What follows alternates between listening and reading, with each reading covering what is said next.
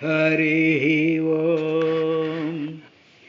వమలోచన వినుము దుర్వర్ణ హేమము అగ్నిపుటమున పరిశుద్ధమై వెలుంగునట్లు దుష్టాత్మ సంభవుడయ్యు వంశపావనుండగు హరిపాద భక్తుడగుట అంచితాష్టాంగయోగ క్రియాకలాపులైన యోగీశ్వరులు అమ్మహానుభావు అతులశీల స్వభావ విజ్ఞాన సరణి తాము చెరియింప ఆత్మలదలతురెపుడు ఆ మహితాత్మకుండు సుగుణాంబుధి భగవతోత్తముండు లక్ష్మీ మహిళాధినాథు తులసీదళదాము పరేషు ఆత్మహృత్తమరసంబునందు ప్రమదంబున నిల్పి తదన్య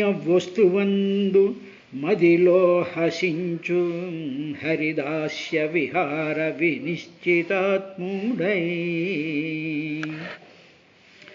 అట్టి నీ పౌత్రుండు మహిత దేహాద్యాభిమానంబు దిగనాడి చిరతరాలంపటశీలుడగుచు పర సమృద్ధికి ఆత్మపరితోషమందుచు పరదుఃఖమును తాపమును పొందు ఈ విశ్వమంతయు ఏ విభుమయమని ఎవని కరుణ చేయరుగనయ్యే అట్టి ఈశ్వరుని తానాత్మసాక్షిగా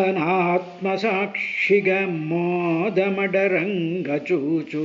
అనన్య దృష్టి అతి నిధాఘోగ్ర సమయంబునందు నిఖిల జంతు సంతాపమడగించు చంద్రుమాట్కి అఖిల జగముల దుఃఖంబులపనయించు రూఢి అతడ జాత విరోధియగుచు.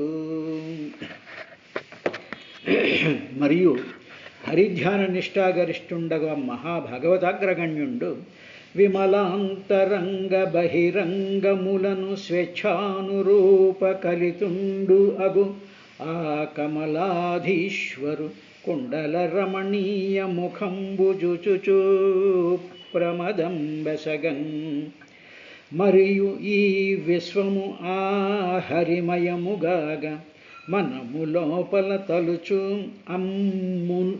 నమ్ము నిభుండుమను మహాత్ములలోన నీ మనముడధికుడనగా నుతికెక్కునంచు కశ్యపుడు పలుక. అంతర్బహిశ్చామలం అబ్జనేత్రం స్వపూరుషేచ్ఛానుగృహీతరూపం పౌత్రస్తవ శ్రీలలనాలలామం ద్రష్టా స్ఫురత్కుండలమండితాననం.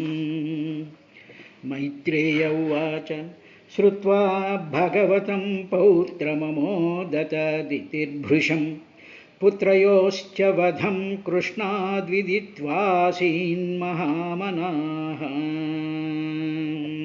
అంటూ మైత్రేయ మహర్షి విదురుడికి చెప్పినటువంటి ఆ దితి కశ్యపుల యొక్క సంవాదం అంతటినీ కూడా సుఖబ్రహ్మ పరీక్షిన్ మహారాజుకు వివరించాడయ్యా అని చెప్పి సూత మహర్షి సౌనికాది మహర్షులకి ఆ తృతీయ స్కంధంలో 14వ అధ్యాయం వరకు జరిగినటువంటి విశేషాలని ఆయన చెప్పాడు. ఇక 14వ అధ్యాయం 3వ స్కంధంలో 14వ అధ్యాయం చివరికి వచ్చేటప్పటికీ దితి పడినటువంటి బాధను గమనించినటువంటి కశ్యప ప్రజాపతి నీకు పరమ దుర్మార్గులైనటువంటి అధమాధములైనటువంటి పుత్రులు పుట్టిన నీ యొక్క కుమారుడికి ఒక అద్భుతమైనటువంటి జితేంద్రుడైనటువంటి వాడు, చక్కని శీలము కలిగినటువంటి వాడు, సద్గుణాలు ఆయనలో నివాసం ఉండేటువంటి వాడు, ఇతరులు అభివృద్ధి చెందుతూ ఉంటే చాలా సంతోషించేటువంటి వాడు, ఇతరులు దుఃఖం అనుభవిస్తూ ఉంటే వాళ్ళను చూసి తాను కూడా దుఃఖాన్ని పొందేటువంటి వాడు, అజాతశత్రుడైనటువంటి వాడు, తరువాత చంద్రుడిలాగా వేసవికాలం తాపాన్ని తీర్చినట్లు సమస్త జనుల యొక్క శోకాన్ని పాపగలిగినటువంటి వాడు, తరువాత సమస్తమైనటువంటి సాధు జనులు అందరూ కూడా ప్రహ్లాదుణ్ణి తలుచుకుని వాళ్ళ మనసుల్లో పేరుకొని ఉన్నటువంటి దుర్వర్ణములు, దోషాలన్నిటినీ కూడా ఆ ప్రహ్లాదుడు అనేటువంటి అగ్నిలో, ఆ తలుపులో వేసి వాళ్ళు పరిశుద్ధం అవ్వగలిగినటువంటి మహోత్తమమైనటువంటి ప్రభావం కలిగినటువంటి వాడు నీకు మనవడి కింద పుడతాడు దితి అని కశ్యప ప్రజాపతి ఆ మహాత్ముడి యొక్క గుణాలని వర్ణించినటువంటి విశేషం నిన్నటి వరకు చూసాం. తరువాత ఆయన ప్రవృద్ధ భక్త్యా హ్యనుభావితాశయే నివేశ్య వైకుంఠమిమం విహాస్యతి అన్నాడు. అంటే ఆయన తన ప్రవృద్ధ భక్తి, ఆయన నిరంతరము నామస్మరణ చేస్తూ ఉండడం వల్ల కలిగేటువంటి విశేషం ఏమిటి అంటే ప్రవృద్ధ భక్త్యా, ఆ నామం అంటున్న కొద్దీ మనలో ప్రవృద్ధమవుతుంది. బాగుగా వృద్ధి చెందేటువంటిది ఏమిటి అంటే భక్తి మనలో బాగుగా వృద్ధి చెందుతుంది. ఎప్పుడైతే స్వస్వరూపానురక్తి భక్తి అన్నారు కాబట్టి, భక్తి అంటే మన అసలైనటువంటి స్వరూపం, అంటే ఆ నేను అనేటువంటి ఆ మహత్తరమైనటువంటి జ్ఞానాన్ని భక్తి అంటారు. ఆ జ్ఞానం కలుగుతున్నంతసేపు కూడా ఏమిటి జరుగుతుందంటే ఇమం విహాస్యతి, దేహాభిమానం పోతుంది. నేను దేహం కాదు, ఈ శరీరంలో ఉండేటువంటివన్నీ నావి నావి నావియే కానీ నేను కాదు, నేను ఆ పరమాత్మ యొక్క స్వరూపాన్ని అనేటువంటి అద్వైత భావంలోకి వెళుతూ ఉంటాడు. ఎప్పుడైతే ఈ భక్తి భావం పెరుగుతుందో అప్పుడు ఇందాక వర్ణించినటువంటి ప్రహ్లాదుడి గుణాలన్నీ కూడా వస్తాయి. అందువల్ల మనలో ఈ జితేంద్రియత్వం లాంటి గుణాలు మనలో కలగాలి అంటే భగవంతుడి మీద భక్తిభావం పెరిగినప్పుడే ఇవన్నీ పెరుగుతాయి తప్ప ఇవేవో ఉంటే భక్తి వచ్చేస్తుంది అనుకోవడం అనేటువంటిది మంచి విషయం కాదు. ఎందుకు అంటే భక్తికి ఆ శక్తి ఉన్నది. జితేంద్రియత్వానికి ఆ శక్తి లేకపోవచ్చు, మంచితనానికి ఆ శక్తి లేకపోవచ్చు, కానీ భక్తి ఉన్నట్లయితే ఈ సకల సద్గుణాలన్నీ కూడా వచ్చి మనలో వచ్చి చేరుతాయి. అందువల్ల భాగవతం భక్తి యొక్క ప్రభావాన్ని, భక్తి యొక్క ఆ గొప్పతనాన్ని చెప్తుంది. సరే, అదైన తరువాత తృతీయాధ్యాయం 14వ అధ్యాయంలో 49వ శ్లోకంలో దితి నీ మనవడైనటువంటి వాడు ఏం చేస్తాడంటే అంతర్బహిశ్చ అమల అబ్జనేత్రం స్వపూరుషేచ్ఛానుగృహీతరూపం పౌత్రస్తవ శ్రీలలనాలలామం ద్రష్టా స్ఫురత్కుండలమండితాననం. నీ మనవడున్నాడే, ఆ మనవడు ఏం చేస్తూ ఉంటాడంటే నిరంతరము కూడా తన హృదయంలోనూ తన మనసులోనూ కళ్ళు మూసుకుని తన మనసులోనూ తన హృదయంలోనూ, అంతేకాకుండా కళ్ళు తెరిచి చూస్తూ ఉండేటువంటి ఈ ప్రపంచం అంతా కనిపిస్తుంది కదా, ఈ కనిపించేటువంటి ప్రపంచం అంతటిలోనూ కూడా చాలా క్లియర్గా ఎవరిని చూస్తూ ఉంటాడు అంటే స్వచ్ఛమైనటువంటి వాడు, పద్మముల వంటి కన్నులు కలిగినటువంటి వాడు, భక్తుల కోరికలను తీర్చడం కోసం అని చెప్పి అవతారాలు ఎత్తినటువంటి వాడు అయినా లక్ష్మీదేవి యొక్క శోభ కూడా తన దివ్య రూపంలోనే ఇముడి చేసుకున్నాడు. అంటే లక్ష్మీదేవి అనేటువంటి ఒక మహత్తరమైనటువంటి వెలుగు స్వరూపం ఉంటే ఆ వెలుగు అంతటినీ కూడా తనలోనే ఇముడి చేసుకున్నాడు. తన శోభ ప్లస్ లక్ష్మీ యొక్క దేవి యొక్క శోభ చేత ఈ రెండు వెలుగుల చేత ప్రకాశించేటువంటి వాడు. తరువాత మెరిసేటువంటి కుండలాలు ధరించినటువంటి వాడు. అలాంటి స్వరూపం కలిగినటువంటి శ్రీహరిని నీ మనవడు హృదయంలో దాచుకుంటాడు, మనసులో దాచుకుంటూ ఉంటాడు, నిరంతరము ఆ నామస్మరణ చేస్తూ ఉంటాడు. తన శరీరం అంతా కూడా లక్ష్మీ శోభ సహితమైనటువంటి ఆ శ్రీమన్నారాయణుడి యొక్క వెలుగుతో తన శరీరం అంతా నిండిపోయింది కాబట్టి బ్రహ్మాండమైనటువంటి తేజస్సుతో, స్ఫూర్తితో, ఆరాతో వెలిగిపోతూ ఉంటాడు. అటువంటి స్థితిలో నీ మనవడు ఉంటాడు. అది లోపల చూడడమే కాదు, బయట కూడా చెట్టును చూసినా, పుట్టను చూసినా, కుక్కను చూసినా, ఏనుగును చూసినా, ఆకాశాన్ని చూసినా, ఎక్కడ చూసినా సరే అంతర్బహిశ్చ అమల అబ్జనేత్రం. అమలం అంటే బాగా ఏ మలినము లేకుండా తెల్లనైనటువంటి కళ్ళు కలిగినటువంటి స్వపూరుషేచ్ఛానుగ్రహీత రూపం. ఆ మంచి పుండరీకం లాంటి కన్నులు కలిగినటువంటి వాడు తన భక్తులు ఎవరైతే కోరుకుంటారో ఆ కోరికకు తగ్గట్టు ఆయా రూపాలు ధరించి రాగలిగినటువంటి వాడు. తరువాత శ్రీలలనాలలామం, లక్ష్మీదేవికే అలంకారమైనటువంటి వాడు. లక్ష్మీదేవి హృదయంలోనూ కళ్ళల్లోనూ ఆవిడ యొక్క శరీరంలోనూ కూడా ఆ లక్ష్మీదేవి శ్రీమన్నారాయణుడే తన అలంకారం అనుకుంటూ ఉంటుంది. అందులో మన సంప్రదాయంలో ఏం చెప్తారంటే, శ్రీని మీకు అలంకారాలు బంగారు నగలు చీరలు అంటే కాదండి, నా అలంకారం నా భర్తే అంటారు. కాబట్టి అందువల్ల మనకి ఎన్ని నగలు ఉన్నాయని కాదు, భర్త యొక్క సుఖ సంతోషాలు ఆరోగ్యాది విషయాలనే అలంకారాలుగా భారతీయ సంప్రదాయంలో స్త్రీ ధరిస్తుంది. కాబట్టి ఆ విషయాన్ని చెప్తూ శ్రీలలనాలలామాం, లక్ష్మీదేవికే అలంకారమైనటువంటి వాడు, అటువంటి అలంకారాన్ని ధరించినటువంటి వాడు. తరువాత స్ఫురత్ కుండల మండిత ఆననం, స్ఫురత్ అంటే వెలుగుతూ ఉండేటువంటి కుండలాలనే ధరించినటువంటి ముఖం కలిగినటువంటి వాడు అయినటువంటి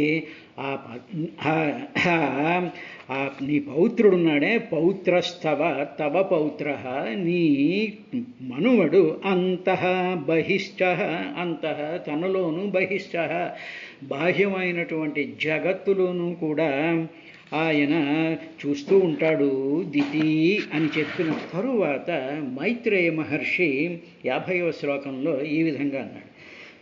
శ్రుత్వా భగవతం పౌత్రం అమోదత దితిర్భృశం పుత్రయోశ్చవధం కృష్ణాద్విదిత్వాసీన్ మహామనః. ఓ విదురా, ఈ మాటలన్నీ విన్న తరువాత దితి 2 విషయాలకి చాలా సంతోషించిందయ్యా.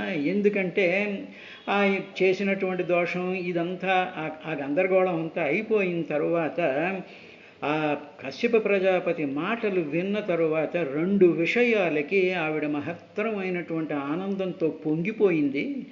ఏమిటి అంటే, మొట్టమొదటిది తనకు కలగబోయేటువంటి ఆ మనువడు బ్రహ్మాండమైనటువంటి భగవద్భక్తుడు కాగలడు అని చాలా సంతోషించింది, నెంబర్ 1. రెండవది, తన 2 పుత్రుల్ని కూడా శ్రీహరి యొక్క చేతిలో మరణిస్తారు అనేటువంటి విషయాన్ని చూసి సంతోషించింది. కాబట్టి ఎవరైనా మరణిస్తారంటే సంతోషిస్తారా?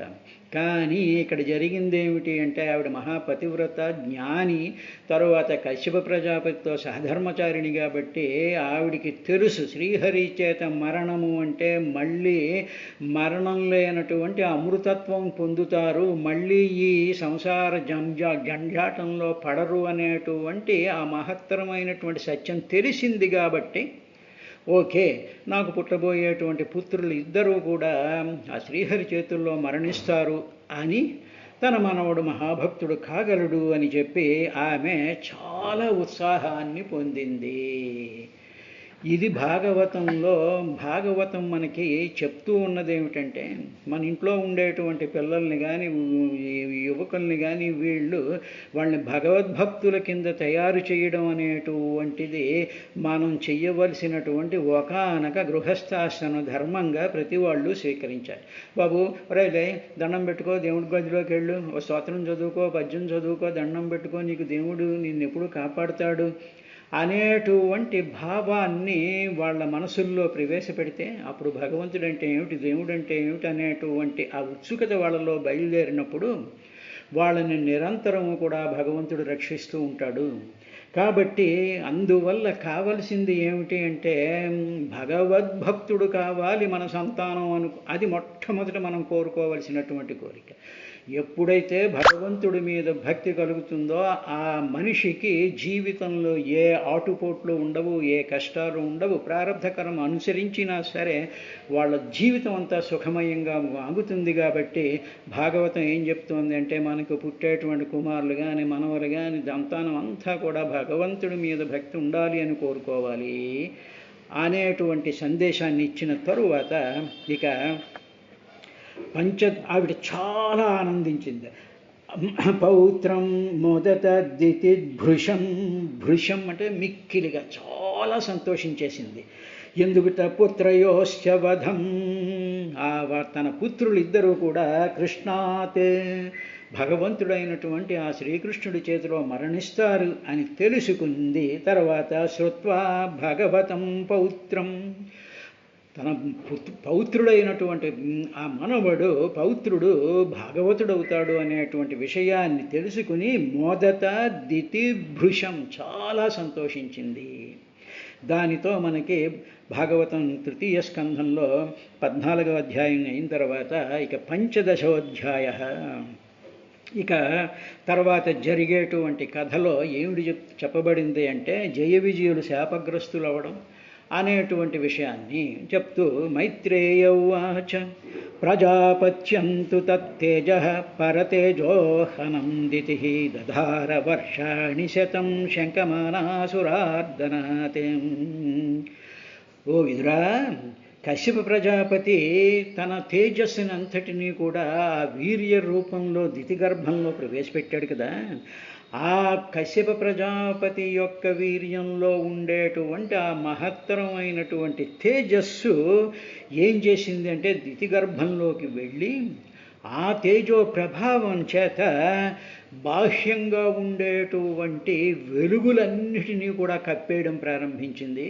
అంటే ఉదాహరణకి ఏ విధంగా ఉంది అనుకోండి, మన ఇంట్లో ఏదో 40 క్యాండిల్స్ బల్బు పెట్టాం అనుకోండి, లేకపోతే ఒక 100 క్యాండిల్స్ బల్బు పెట్టిన తర్వాత ఈ లోపల ఇంకొక తీసుకొచ్చే 1000 క్యాండిల్స్ బల్బు పెట్టామనుకోండి, పెట్టేటప్పటికి ఏమవుతుంది, ఈ 40 క్యాండిల్స్ బల్బు యొక్క తేజస్సు అంతా కూడా మింగివేయబడుతుంది. దాని యొక్క ఇంపార్టెన్స్ తగ్గిపోతుంది. అదేవిధంగా ఈ దితిగర్భంలోకి ఈ కశ్యప ప్రజాపతి యొక్క తేజస్సు ప్రవేశపెట్టబడేటప్పటికీ ఆ వెలుగుల వల్ల అటు సూర్య నక్షత్ర చంద్రాది గ్రహాల యొక్క ఆ వెలుగులన్నీ కూడా నీరసించిపోవడం ప్రారంభించాయిట. కాబట్టి కశ్యప ప్రజాపతి యొక్క తేజస్సు చేత మిగతా తేజస్సులన్నీ కూడా నశించిపోవడం ప్రారంభించాయి. దీనివలన ఆ తేజస్సు వల్ల ఏమిటి జరుగుతుందంటే దేవతలందరికీ కూడా పీడ కలుగుతుందేమో అని చెప్పి దితి ఏం చేసింది అంటే ఆ తేజస్సు అంతటినీ కూడా తన గర్భంలో బయటకు వెళ్ళనివ్వకుండా 100 సంవత్సరాల పాటు ఆ తేజస్సును బయటకు వెళ్లకుండా కాపాడింది అన్నారు. దధార వర్షాణి శతం, 100 సంవత్సరాల పాటు ధరించి ఉంది. ఎవరిది? ప్రజాపత్యంతు తత్తేజ, ప్రజాపతి అయినటువంటి కశ్యపుడి యొక్క ఆయన యొక్క తేజ, ఆ తేజస్సు పరతేజోహనం, మిగతా పర అంటే బాహ్యంగా ఉండేటువంటి మిగతా తేజస్సు అంటే మహర్షుల తపస్సుల వల్ల వచ్చేటువంటి తేజస్సు, లోకపాలకుల యొక్క పరిపాలన వల్ల వచ్చేటువంటి తేజస్సు, ఇంద్రాది దేవతల వల్ల వచ్చేటువంటి తేజస్సు, సిద్ధులు సాధ్యులు ఇలాంటి వాళ్ళు ఉండేటువంటి ఆ మహత్తరమైనటువంటి అవ్యక్తంగా కనిపించేటువంటి ఆ తేజస్సు అంతటినీ కూడా కశ్యప ప్రజాపతి యొక్క తేజస్సు వల్ల అవన్నీ కూడా డిమినిష్ అయిపోవడం ప్రారంభించేట. అలాంటి పరతేజోహనం, బాహ్యమైనటువంటి మిగతా తేజస్సులన్నీ కూడా హనం నశించిపోవడం ప్రారంభించాయిట. అందువల్ల ఆ తేజస్సుని బయటికి వెళ్ళనివ్వకుండా దధార వర్షాణి శతం, 100 సంవత్సరాల పాటు ఆ తేజస్సు అంతటినీ కూడా ఆవిడ లోపల దాచుకుంది. ఎందుకు దాచుకుందంటే శంకమానాసురార్దనాత్, సుర అర్దనాత్.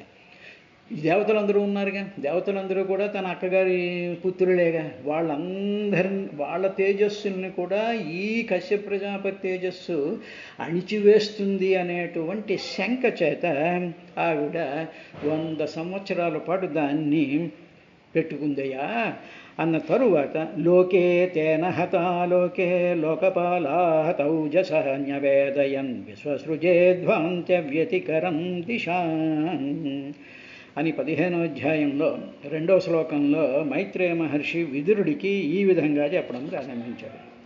ఆ గర్భం అందరి ఆ శిశువులకి ఈ తేజస్సు అంతా శిశు రూపంలోకి వస్తుందిగా. ఆ శిశువుల యొక్క తేజస్సు ఏమైపోయింది అంటే ఎంత దాచుకున్నా సరే ఆ తేజస్సు ఆవిడ గర్భంలో నుంచి బయటికి వచ్చేసేటప్పటికీ మిగతా దిక్పాలకుల యొక్క లోకాలు, తరువాత మనకి ఈ తూర్పు పడమరల్లో గ్రహాలు ఉదయించడం మళ్ళీ అస్తమించడం అనేటువంటి వెలుగులు, ఇటువంటి వెలుగులన్నీ కూడా వాటి యొక్క సామర్థ్యాన్ని, వాటి యొక్క ప్రభావాన్ని, వాటి యొక్క ఇన్ఫ్లుయెన్స్ అంతా కూడా తగ్గిపోవడం ప్రారంభించింది. ఈవిడ గర్భంలో దాచుకున్న తేజస్సుని, ఆ తేజస్సు పైకి ఉబికి వచ్చేసేటప్పటికీ ఈ దిక్పాలకుల యొక్క తేజస్సు, వాళ్ళ లోకాల్లో ఉండేటువంటి తేజస్సు, అదేవిధంగా దిక్కులలో తూర్పు దిక్కేది, పడమటి దిక్కేది, ఉత్తర దిక్కేది, దక్షిణ దిక్కేది అనేటువంటి దిక్కులు తెలియనటువంటి పరిస్థితి ఏర్పడిపోయింది. ఉదాహరణకి మనకి ఏదైనా కళ్ళు తిరుగుతున్నాయి అనుకోండి, లేకపోతే ఒకసారి బ్రహ్మాండమైనటువంటి వెలుగు ఒక్కసారి సడన్గా వచ్చిందనుకోండి, అప్పుడు మనకి దిక్కులు తెలియవు, మనం ఎక్కడున్నామో తెలియదు, ఏం చూస్తున్నామో తెలియదు, ఎలా వెళ్తున్నామో తెలియదు. ఆ విధంగా భయంకరమైనటువంటి తేజస్సుకి ఈ దిక్కులు తెలియకపోవడం ఒకటైంది. తర్వాత వాళ్ళ యొక్క తేజస్సు అంతా కూడా నశించిపోవడం ప్రారంభించింది. లోకే తేన తేన అంటే ఆ గర్భంలో ఉండేటువంటి ఆ తేజస్సు చేత హతాలోకే, ఆ నశింపజేసేటువంటి, హత అంటే కొట్టబడినటువంటి, అంటే నశింపజేసేటువంటి ఆ తేజస్సు ప్రకాశం చేత హత ఓజస, హత అంటే ఓడింపబడినటువంటి, కొట్టబడినటువంటి ఓజస్సు అంటారు. అంటే ఏమిటన్నమాట, సామర్థ్యాన్ని ఓజస్సు అంటారు. తేజస్సు అంటే వెలుగు, ఓజస్సు అంటే ఆ వెలుగులో ఉండేటువంటి శక్తిని ఓజస్సు అంటారు. ఇప్పుడు సూర్యుడి కిరణాలు వస్తున్నాయి అనుకోండి, సూర్యుడి కిరణాలు అంటే అదంతా వెలుగు, అది తేజస్సు, వెలుగు కింద కనిపిస్తుంది. కానీ ఆ సూర్యుడి కాంతిలో ఎన్ని రకాలైనటువంటి ఫ్రీక్వెన్సీస్ ఉంటాయో, అల్ట్రావైలెట్ అని, ఇంకొకటని దాన్ని హామ్ చేసేటువంటివి, కొన్ని ఆనందాన్ని ఇచ్చేటువంటివి ఉంటాయి చూసారా. సామర్థ్యాన్ని, వెలుగుకి ఉండేటువంటి సామర్థ్యాన్ని ఓజస్సు అంటారు. ఇప్పుడు ఏం జరిగింది అంటే లోకపాల హత